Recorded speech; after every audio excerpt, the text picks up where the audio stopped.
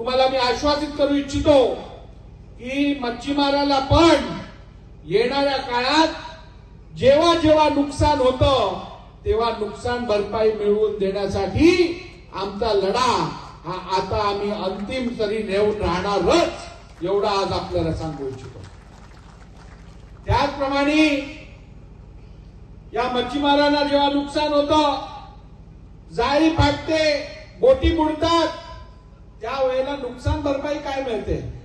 4,000 रुपये, 8,000 रुपये, बोट बुडली जळाली तर 20,000 रुपये.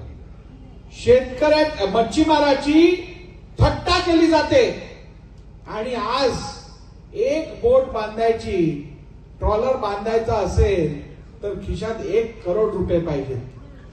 आज जर इकडे साधी होडी आमची 2-4 सिलेंडरची बोट घेऊन जरी जायचं असेल खाडीमध्ये मासेमारी करायला, तरी आज खिशात 15, 20, 25 लाख रुपये पाहिजे. आणि नुकसान होतं तेव्हा एनडीआरएफ, एसडीआरएफच्या नियमाप्रमाणे 7 आणि 8 आणि 12 आणि 15,000 रुपये दिले जातात. हे आता चालणार नाही. मच्छीमाराला संपूर्ण न्याय हा आम्ही मिळवून देणारच, एवढी आपल्याला आज ग्वाही देतो. आज या महाराष्ट्राला लाभलेल्या 720 किलोमीटरच्या किनारपट्टीवरती सातपाडीपासून वेंगुर्ल्यापर्यंत या प्रत्येक किनारपट्ट्यावरच्या प्रत्येक सोसायटीशी माझा घरोब्याचा संबंध आहे. आज नव्हे तर गेली 100 वर्ष या मच्छीमार सोसायट्यांना, बांधवांना जाळी आमची वापरूनच छोट्याचे मोठे आमचे मच्छीमार झाले आहेत. त्यामुळे सातपाडीपासून ते आमच्या वेंगुर्ल्यापर्यंत इकडे आमचे गिरीसाहेब बसलेत. आमच्या नामदेव सानप त्यांच्याकडे जाऊन जाळी दिल्यावर पैसे घ्यायला जायचे, हे दिवस पण मला आठवतात.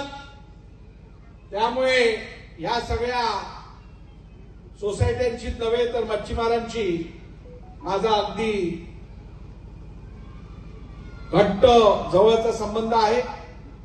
तुमच्या अडचणी, तुमचे त्रास, तुम्हाला ज्या वेदना होतात त्याची मला कल्पना आहे.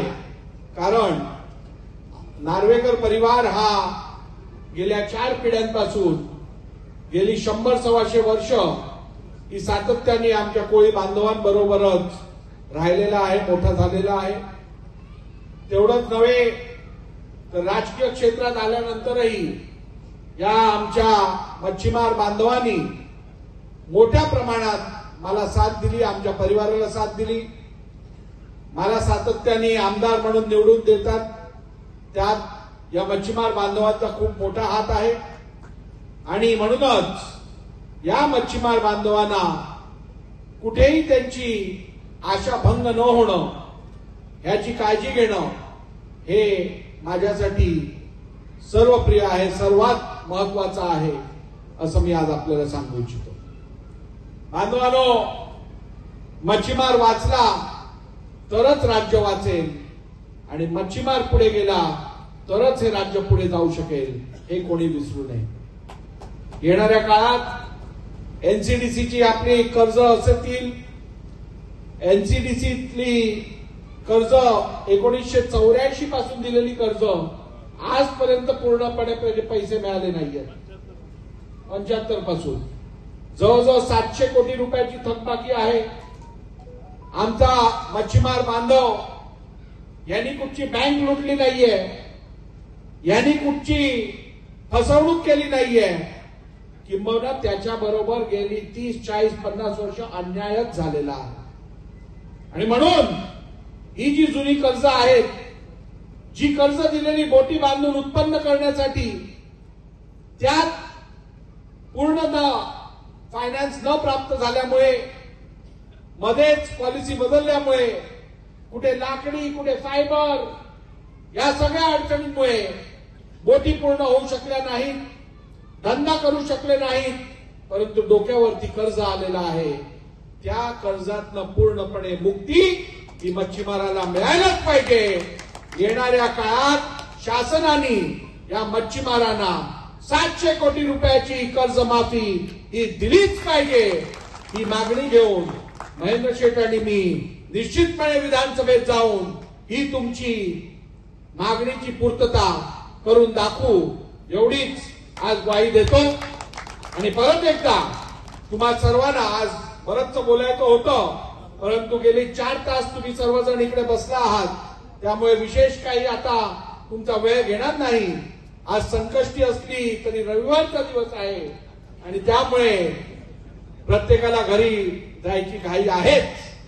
आणि विधानसभेचा अध्यक्ष असल्यामुळे आमचे महेंद्र शेठ नेहमी मला सांगत असतात, साहेब आता तुम्ही बोलायचं कमी आणि ऐकायचं जास्त, आणि त्यामुळे विशेष बोलणार नाही। तुम्ही सगळ्यांनी मांडलेली भूमिका ऐकल्यानंतर तुम्हाला न्याय द्यायची बुद्धी ही ईश्वर मला देव अशी ईश्वर चरणी प्रार्थना करतो।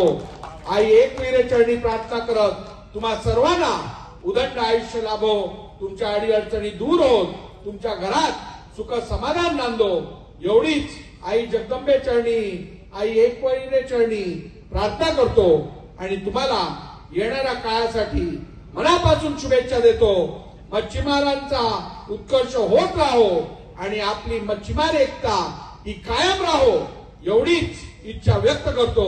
खूप खूप धन्यवाद। जय हिंद, जय महाराष्ट्र। एबीपी माझा, उघडा डोळे बघा नीट।